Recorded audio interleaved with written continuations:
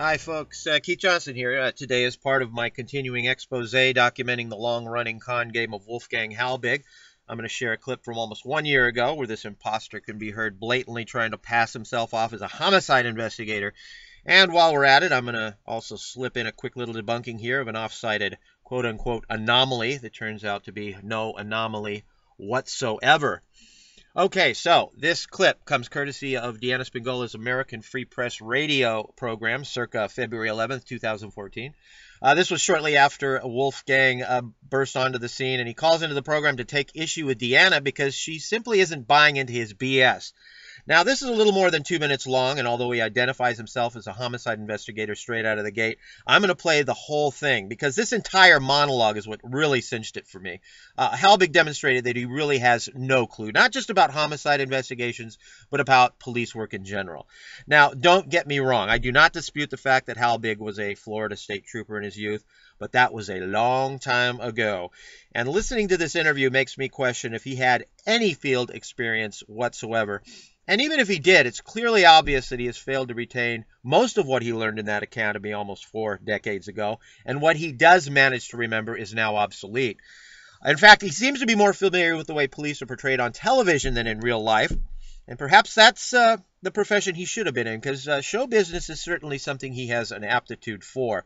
So let's listen into this performance and pay particular attention to the things I've highlighted in red, because that will become important later in my critique. I'm going to send you my resume. Just take a look at it. This is something that I'm very passionate about. And when people talk about Sandy Hook, it really, really bothers me because as a former Florida state trooper and being a homicide investigator, every police officer who should be listening to your show and every parent who's listening to your show, every crime is a puzzle.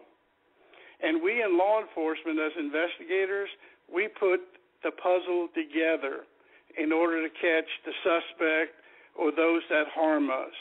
Sandy Hook, it's not a hoax. It's an illusion. It's about a 3-year product that's been in the works over 3 years. And as a police officer, I've seen death. I know what death feels like, what it looks like. And I'll give you just one example, Deanna. Do you have children?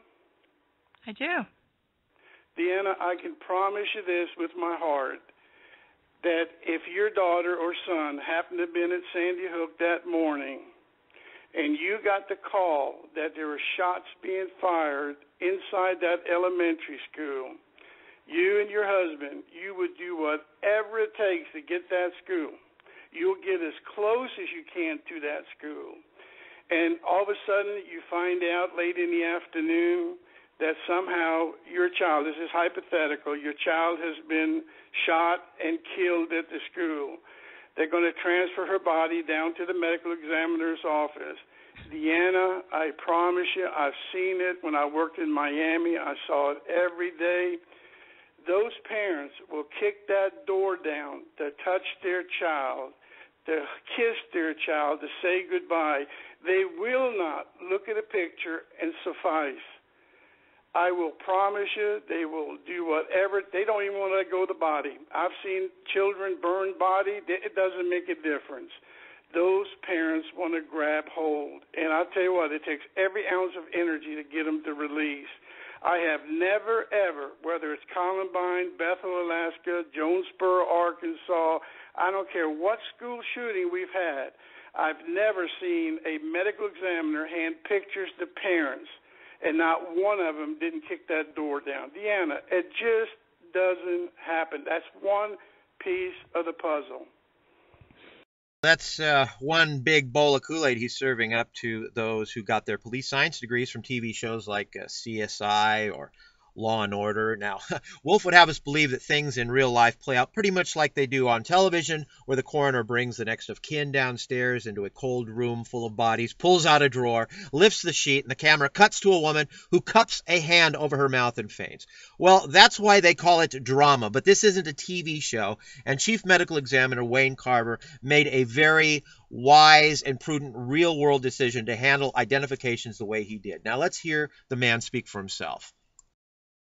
We did not bring the bodies and the families into contact. We took pictures of them, of their facial features. You have it's easier on the families when you do that. There is a time and a place for up close and personal in the grieving process. But to accomplish this, we felt it would be best to do it this way, and you can sort of you can control the situation depending on your photographer, and I have very good photographers. Now, of course, according to Halbig, viewing photos of the deceased by the next of kin is some kind of anomaly, or in his words, it just doesn't happen. Au contraire, Mr. Halbig, what Carver did is pretty standard throughout the United States. In fact, in-person viewing of bodies in the morgue has become almost obsolete. These days, identification of the deceased is widely done either by photograph or closed-circuit television. Now, few people know that the Office of Chief Medical Examiner in Connecticut had this policy long before the Sandy Hook shooting. In this pamphlet for families, it states, quote, visual identification at the Office of the Chief Medical Examiner is performed through the use of a closed-circuit television system. Now, I imagine we would have heard it by now if people were breaking down doors to get into the morgue, but I know Halbig is going to say, oh, well, this is Connecticut. They do everything backwards. Anywhere else in the world? It just doesn't happen. Really, Mr. Halbig? Well, how do you explain this? Here's a place that's not quite like Connecticut, Oakland, California. In this article for the San Francisco Bay Guardian dated 2007, this author went out to see what it's really like behind the scenes at the Alameda County Coroner's Office. And he writes, downstairs, the morgue is pretty much what movies would have you expect, cold metal and antiseptic green tile. Then he goes on to say, inside, I'm struck by the lack of sliding drawer coolers. Bodies are identified by photograph these days and are kept in less obvious storage rooms. But I know you're going to say, Keith, you're cherry picking. I bet you can't find other examples of coroners using photographs for identification, because I'm telling you. It just doesn't happen. Oh, I can find plenty of examples, Mr. Halbig, including from America's largest city, New York. Look at that. The person making the identification first will be asked to give certain information about him or herself as well as about the deceased person. Once the information has been recorded, the identifying person will view a photograph of the deceased person in order to complete the identification process. And we're going to just look at one more here from Santa Clara County, California. I wanted to point this out. The medical examiner coroner's office is not designed to accommodate the in-person viewing of decedents. If identification does become an issue, the legal next of kin may be asked to come to our office to view a photograph in an effort to establish positive identification. Arrangements for viewing a decedent are normally handled at the funeral home that has been contracted to handle the funeral service, and viewings are carried out at that facility.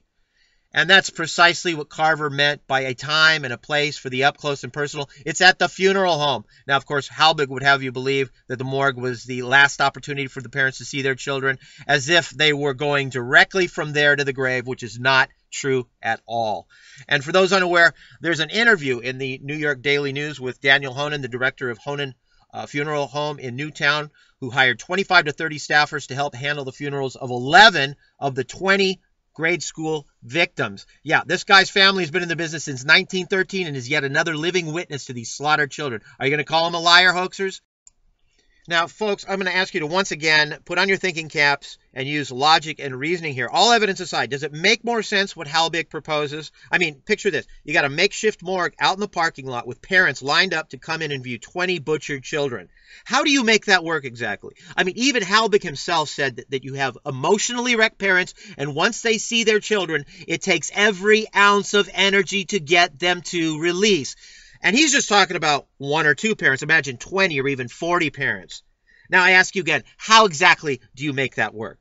And this is precisely what Carver meant when he said that they chose this method of identification to control the situation. In other words, to keep things manageable, to avoid fueling the trauma. And not just among parents, but also among personnel who would be exposed to witnessing and handling these multiple emotional breakdowns one after the other. Now, Mr. Halbig would know this if he had any significant police experience, but he does not. I mean, by his own admission, and you can go to his website and see for yourself. By his own admission, he has at most 1 year experience as a Florida highway patrolman, and that was 40 freaking years ago. A lot has changed since then, including the way they identify bodies.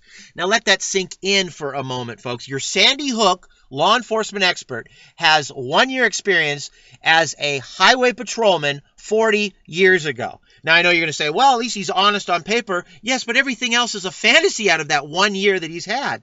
I mean, he says he was stationed in Miami, but he makes it sound like he was stationed on the set of the Miami Vice stunt show at Universal Studios, where cops are getting in shootouts every day and people are dying left and right. Like he said, he's seen dead bodies, children burned bodies every day in his line of work. And I'm here to tell you, as will any police officer listening to this program, it just doesn't happen. Not every day it doesn't. Maybe for a TV cop, but not for a rookie with less than a year experience. Unless, of course, you want to believe that Halbig somehow managed to defy the odds and become exposed to daily murder and mayhem, while at the same time working his way up the ranks to homicide detective during that short period of time. Yeah, I don't think so. Just another Halbig lie. And I flat out called him a liar for claiming to be a homicide investigator when we had our quote-unquote debate last July, I believe it was. He wasn't too pleased with that. You're a liar. You're a fraud. Sue me. Oh, I cannot wait to do that. Thanks for being on the record, because, you know, when you're a Florida State Trooper, that's the first thing you do. You learn to deal with homicides. You know, what do you call it when you pull out a dead body out of a car? It's a homicide, you idiot. Did you hear that? He doesn't even know what a homicide is. He thinks that anytime you pull a dead body out of a car, you're investigating a homicide. No, you're not. You lose control, you hit a tree, you die. That's a fatality. It only becomes a homicide under certain conditions. If someone, I mean, do I have to even explain this to you? Here's a definition of it. He doesn't even know what a homicide is. And he says the first thing you learn as a Florida State Trooper is how to investigate homicides. Are you kidding me? I mean, for those who don't know, a Florida State Trooper is a highway cop. Now, I'm not in any way belittling their work, but I'm just saying that their main responsibility is policing the roads, you know, writing tickets, responding to accidents. Sure, from time to time they may investigate a vehicular homicide, but come on, I mean, needless to say, investigating homicides is not the first thing they learn. And just go visit the Florida Highway Patrol website yourself to see what these guys do. There's a job description up there. I'm sure it hasn't changed too much in the last 40 years. Most of these guys are assigned to the Patrol Bureau, which is tasked with enforcing the state's criminal, traffic, motor vehicle, and driver licensing laws that regulate the flow of traffic. And they do have investigators, but they mostly work driver license fraud, identity theft, odometer fraud cases. So there you have it. And I know, folks, a lot of you are going to say, well, you know, Halbig has other credentials and he has other expertise. Yeah, well, we'll get to that, but I can only take this clown in small doses. So for now, that's the end of this program. As always, please check out these websites and subscribe to this channel, because there's a lot more where this came from. So until next time, this is Keith Johnson signing off.